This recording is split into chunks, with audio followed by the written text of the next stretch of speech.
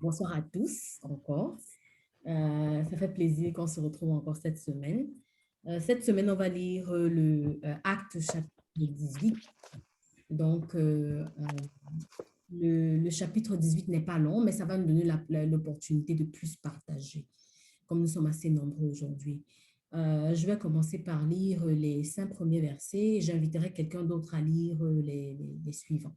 OK? On va donner l'opportunité à chacun et à chacune de lire quelques lignes. Comme ça, ensemble, on pourra partager. C'est important que tout le monde ait l'opportunité de lire. Alors, Acte chapitre 18. Après cela, Paul partit d'Athènes et se rendit à Corinth. Il y trouva un juif nommé Aquilas, originaire du Pont, récemment arrivé d'Italie avec sa femme Priscille. Parce que Claude avait ordonné à tous les Juifs de sortir de Rome, il se lia avec eux. Et comme il avait le même métier, il demeura chez eux et y travailla. Ils étaient faiseurs de tentes. Paul discourait dans la synagogue chaque sabbat et il persuadait des Juifs et des Grecs. Mais quand Silas et Timothée furent arrivés de la Macédoine, il se donna tout entier à la parole, attestant aux Juifs que Jésus était le Christ. Avant d'inviter quelqu'un d'autre à continuer, je me suis rendu compte qu'on a sauté notre prière, mais bon, ce n'est pas très grave.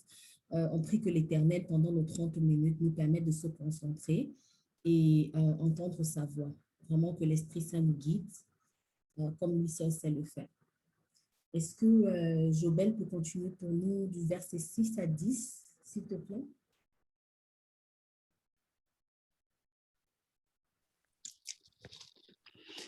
Mais devant leur opposition et les paroles blasphématoires, il secoue ses vêtements et leur dit que votre sang retombe sur votre tête. Pour moi, je suis pur et désormais au païen que j'irai. Alors se retira de là. Paul se rendit chez un certain Jutus, homme adorant Dieu, dont la maison était contiguë de la synagogue. Sicus, le chef de la synagogue, crut au Seigneur avec tous les siens. Beaucoup de Corinthiens, en attendant, Paul devenait croyant et se faisait baptiser. Une nuit, dans une vision, le Seigneur dit à Paul, sois sans crainte, continue de parler, ne te tais pas, car je suis avec toi et personne ne pourra sur toi la main pour te faire du mal, parce que j'ai en moi le peuple nombreux dans cette ville. Merci, Jobel. Est-ce que Didier peut continuer pour nous du verset 11 au 15, s'il te plaît? Il s'établit là 1 an et 6 mois, enseignant la parole de Dieu parmi les Corinthiens. Pendant que Galion était gouverneur de l'Achaïe, les Juifs se soulevèrent d'un commun accord contre Paul et le conduisirent devant le tribunal, en disant, « Cet homme incite les gens à servir Dieu d'une manière contraire à la loi. » Paul allait ouvrir la bouche lorsque Galion dit aux Juifs, « S'il s'agissait d'une injustice ou d'une mauvaise action, je vous écouterai comme il convient, Juifs. Mais il s'agit de discussions sur une parole, sur des noms et sur votre loi. Cela vous regarde. Je ne veux pas être juge de ces affaires. » Merci beaucoup. Est-ce que Cliff peut continuer pour nous du verset 16 au verset 20, s'il te plaît?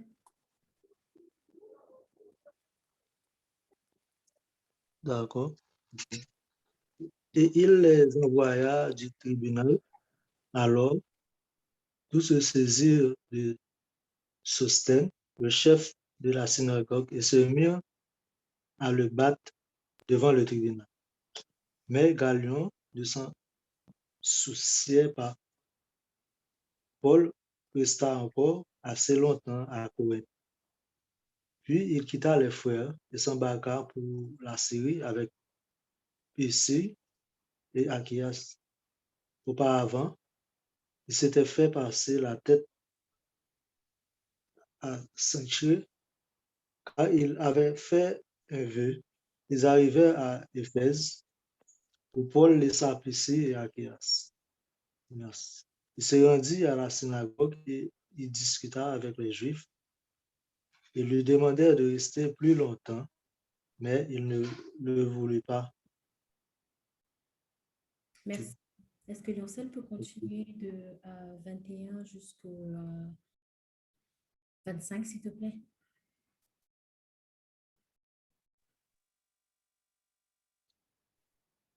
En effet, en faisant ses adieux, il dit, « Je reviendrai encore chez vous, si Dieu le veut. » Et quittant Esphèse, il reprit la mer. Ayant débarqué à Césarée, il monta saluer l'église de Jérusalem, puis descendit à Antioche. Après y avoir passé quelque temps, Paul partit. Il parcourut successivement les pays Galates et la Phrygie, en affermissant tous les disciples. Or, un Juif nommé Apollo, originaire d'Alexandrie, venait d'arriver à Éphèse. C'était un homme éloquent, versé dans les Écritures. Il avait été instruit du chemin du Seigneur dans les ferveurs de l'esprit. Il parlait et enseignait avec précision ce qui concernait Jésus. Mais comme baptême, il ne connaissait que celui de Jean. Il se mit à parler librement dans la synagogue. Achilas et Priscille, l'ayant entendu, le prirent avec eux et lui exposèrent plus exactement la voie de Dieu. Comme il était passé en Achaïe, les frères l'y encouragèrent et écrivirent aux disciples de bien le recevoir. Quand il fut arrivé, il se rendit par la grâce de Dieu, très utile à ceux qui avaient cru, car il refutait vivement les Juifs en public, démontrant par les Écritures que Jésus est le Christ. Voilà, se termine notre chapitre. Ça nous fera plaisir de partager ensemble. Donc, est-ce qu'il y a quelqu'un qui veut partager? Didier?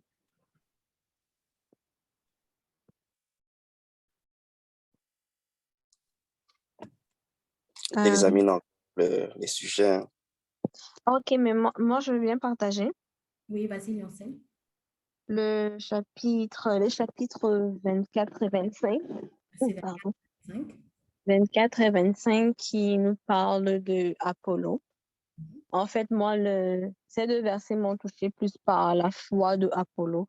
Ce que moi, j'ai compris, c'est que sa foi m'a touché parce que pour moi, quand je lisais ça, il n'a pas eu à vivre des miracles comme par exemple, parlant de Paul, qui lui s'est converti parce que il a été aveugle et puis il a comme dit, oh non, je peux perdre la vue juste par la seule volonté du Seigneur et je peux la retrouver aussi par sa volonté. Là, il a eu sa foi. Lui, il n'était pas malade, il n'était pas malade et puis il a eu la guérison grâce au Seigneur. Ou alors, il n'a pas fait partie de ceux-là qui ont eu la grâce de voir le Seigneur parce qu'à cette époque-là, lui, il a vécu dans cette époque-là où il pouvait tous voir les différents miracles du Seigneur. Donc lui, il n'a pas vu, mais il a juste grandi dans l'école, juste le fait de lire dans l'écriture. Donc juste le fait de lire, c'est ça qui a fait sa foi. Donc, moi, c'est sa foi qui m'a touchée, c'est sa foi que je demande parce que c'est juste ça que je peux avoir. Et c'est vraiment sa foi qui a fait de lui qui a fait de lui ce qu'il a été. Il a juste de sa foi, il a été, dès qu'il arrive, on était comme, OK, vas-y. Vas-y. Ça lui a ouvert le monde de portes, il était bien accueilli partout où il arrivait, juste de par sa foi. Donc, c'est vraiment sa foi que je demande au Seigneur, c'est cette grâce-là que je demande d'avoir la même foi que lui. Merci, Léoncel. Par contre, juste après Léoncel, ce qui m'a touché dans le même texte, c'était beaucoup plus le mot exactitude. Je me suis dit, le mot exactitude, j'ai remarqué que ça m'a touché parce que pour moi, c'est être exact, c'est être précis, être rigoureux. Alors, je me suis demandé comment Apollos, qu'on a décrit comme un homme éloquent, versé des Écritures, instruit dans la loi du Seigneur, fervent en esprit, se fait montrer plus exactement la voie de Dieu. Je me dis, waouh, aujourd'hui, quand quelqu'un a la connaissance de quelque chose, surtout si on décrit ça comme une connaissance exacte, je ne pense pas que tout le monde aurait l'humilité de prêter l'oreille en se disant, je connais, je sais de quoi il est question, j'ai rien d'autre à apprendre. Je me suis dit, waouh, quelle humilité d'Apollo. Comme quoi, on a toujours besoin de quelqu'un, même si on semble tout connaître. Donc, la grâce que je demande, c'est que le Seigneur nous donne un esprit ouvert et humble de pouvoir apprendre des autres, même si on semble tout connaître. Il y a quelqu'un d'autre qui veut partager? Oui, oui, en fait, ce qui m'a touché autour du verset 9 à 11, en fait, c'est la façon dont Paul a pu procéder pour enseigner la parole de Dieu, tout en se laissant guidant par Dieu. Dieu lui a façonné et Dieu lui a accordé de la grâce pour bien enseigner et en fait, en permettant aux gens, en permettant aux Corinthiens de croire au Seigneur. En fait, Dieu a pu accomplir ses œuvres à Paul. Donc, en se laissant guider par Dieu, en se laissant utiliser par Dieu, Dieu l'a utilisé comme un instrument de conversion, comme un instrument de changement. En fait, c'est un véritable agent de changement. Et en fait, après avoir changé les cœurs des gens, donc c'est la grâce de Dieu qui a pu descendre sur Paul et par sa façon de faire. Et la grâce que je demande à Dieu, c'est de m'utiliser comme un instrument de conversion à travers mes témoignages, mes vécus par rapport à Dieu, mes expériences que je fais avec Dieu, les miracles qu'il a accomplis dans ma vie, en me donnant l'audace pour raconter aux gens qui ne croient pas en Dieu, et afin que, par rapport à tout ce qu'il a fait pour moi dans ma vie. C'est ça la grâce que je demande à Dieu. Merci. Merci, Wycliffe. Il y a quelqu'un d'autre qui voulait partager?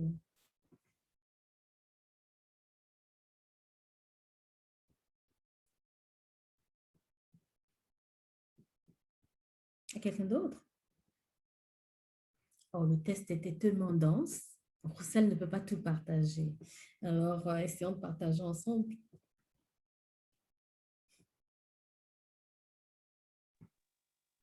Je peux revenir pour le verset 6.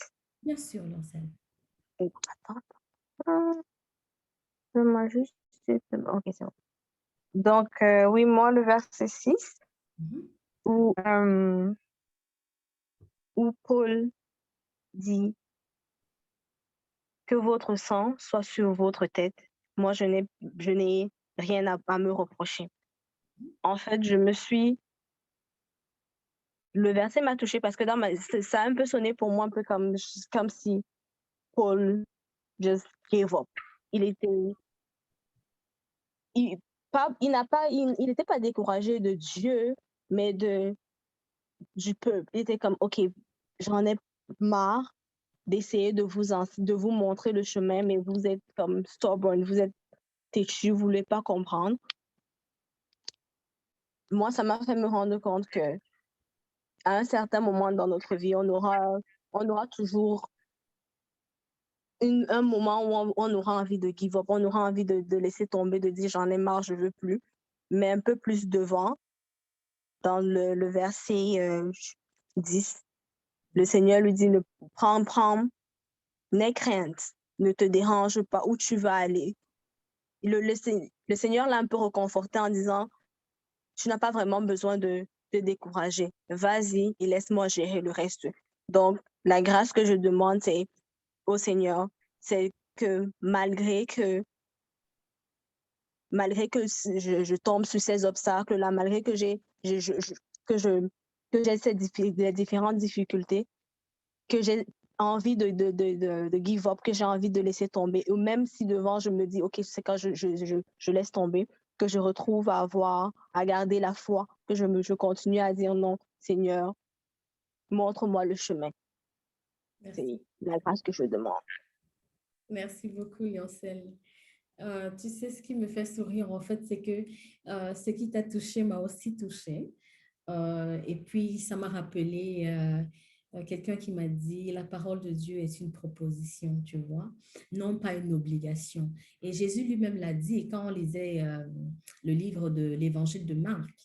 Il a dit à ses disciples, allez-y, propagez la bonne nouvelle. Mais si on ne vous écoute pas, secouez la poussière de vos pieds. Et c'est exactement ce que Paul a fait ici. Et puis moi, je me disais, comment se fait-il que Paul a fait la même chose? Pourtant, il n'était même pas là quand Jésus était là, en fait. Et après que Jésus soit là, lui, il persécutait les gens. Aujourd'hui, il fait exactement ce que Jésus a dit. Si on ne vous écoute pas, secoue la poussière des pieds. Tu vois? Alors, la grâce que moi, je demandais, c'était plutôt une grâce un peu plus différente que la tienne. Je disais, que le Seigneur me donne de reconnaître notre devoir, qui est de partager la parole de Dieu, mais pas de l'obliger aux gens, parce que chacun a ses devoirs. Nous, notre devoir, c'est de la partager. Le Saint-Esprit se charge de convertir les cœurs. Tu vois? Et parfois, c'est difficile. C'est pour ça qu'il y a des guerres, je me dis, entre une religion qui se crée, une autre, ou bien un peuple ou un autre. Donc, je me suis dit, Saint-Esprit, donne-moi ce cœur à reconnaître ma place et de partager, de toujours être encouragé en quelque sorte. Il y a quelqu'un d'autre qui voulait partager? Oui, Roussel, Oui? l'apôtre Paul est un personnage de la Bible que j'adore énormément. En fait, j'aime énormément du fait qu'il soit passé de l'autre côté pour un autre. Bon, en fait, le verset qui m'a le plus interpellé ici, c'est le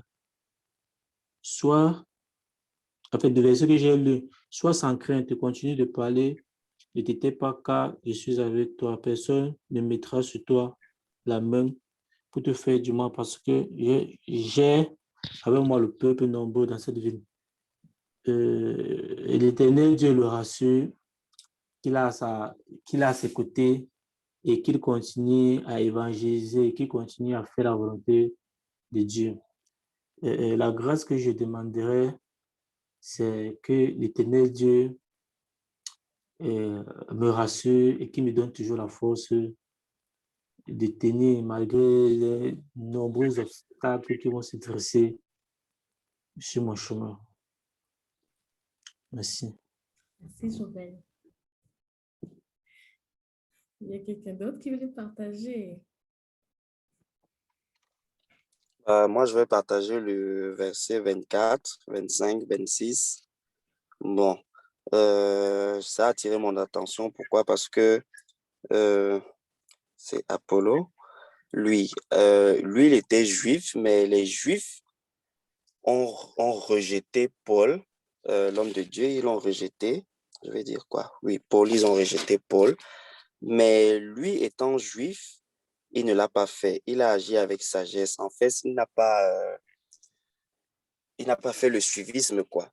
Il a agi avec sagesse et avec foi. parce que je pense qu'il est le seul juif qui s'est rattaché de l'homme de Dieu et il est allé prendre les conseils de Priscille et Aquilas. Et bon, en fait, il a suivi Dieu, quoi, contrairement à ses frères juifs. Donc, c'est ce qui m'a un peu touché. Il ne faut pas faire le suivisme. Il faut aller dans le bon sens parce que lui, au moins, il s'est rendu compte que ça, c'est la voie qu'il doit suivre, contrairement à ses frères juifs. Donc, je demande au Seigneur de nous donner toujours ce discernement, de toujours aller dans le bon sens, ne pas suivre ce qui n'est pas bien. Merci beaucoup, Didier. Dans le même texte, j'ai beaucoup aimé la façon dont Aquilas et Priscille reprochent à Apollos. J'ai beaucoup aimé parce que, en général, de notre nature humaine, on a l'habitude de... Parce que lui, il enseignait publiquement avec exactitude, donc il avait une certaine renommée. Il avait un certain respect dans cette petite communauté-là. Mais Apollos Aquilas et Priscille le prennent de côté. Donc, la reproche dans le secret vraiment pour éviter l'humiliation. Ce n'est pas pour rien qu'on dit souvent qu'on félicite les gens en public, mais on reproche en privé parce qu'il y a une certaine amertume qui peut venir avec ça. Alors, je me disais, c'est très important de reprocher aux gens dans l'intimité. Donc, la grâce que je demandais, c'est de ne pas être imbu de ma personne, de pouvoir croire que je connais et pouvoir reprocher aux gens en public parce que ça peut blesser. Moi aussi, ce qui m'a aussi touché, c'est dans le même sens que Didier, toi aussi, le personnage d'Apollo et les deux autres personnes qui, avec lui, qui l'accompagnent, du moins qui l'aident à acquérir davantage la parole, Priscille et Aquilas. En fait, moi, dans la version que j'ai, on dit qu'Apollo enseignait avec précision. Et quand vous lisez le verset 26, on dit, comme tu as dit tout à l'heure, Priscille et Aquila l'entendit et ils le prirent à part et lui exposèrent avec plus de précision. Il enseignait avec précision, mais Priscille et Aquila l'aident à comprendre, lui exposent la parole de Dieu, lui parlent de Jésus avec plus de précision. En fait, ce qui me touche, c'est non seulement ce que tu as énoncé, ce mouvement-là de prendre l'autre à part. Priscille et Aquila pouvaient dire non, tu ne connais pas, non. Ils ne divisent pas l'Église. Ils appellent à côté, lui disent voilà ce que nous savons. Et Apollo, dans son humilité, disposé à écouter, se laisse aussi enseigner. La grâce que je voudrais demander au Seigneur pour chacun de nous, que je sache me laisser enseigner chaque fois et que je sache prendre aussi les gens de côté si j'ai des remarques à faire en toute situation de la vie, le faire avec humilité. Merci. Amen. Merci beaucoup.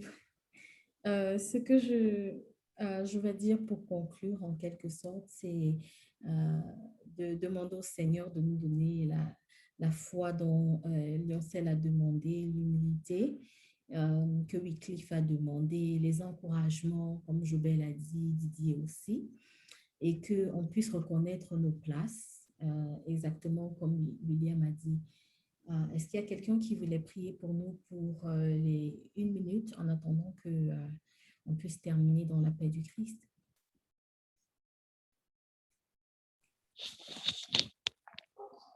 Jobel? Viens, Esprit de sainteté, viens, Esprit de lumière, viens, Esprit de feu, viens nous embrasser. Loué soit Jésus-Christ. À jamais, à jamais. Donc, Jamais, amen. merci. Donc, on se retrouve jeudi, ça sera le 15 juillet à 20h30. Donc, c'est toujours à la même heure.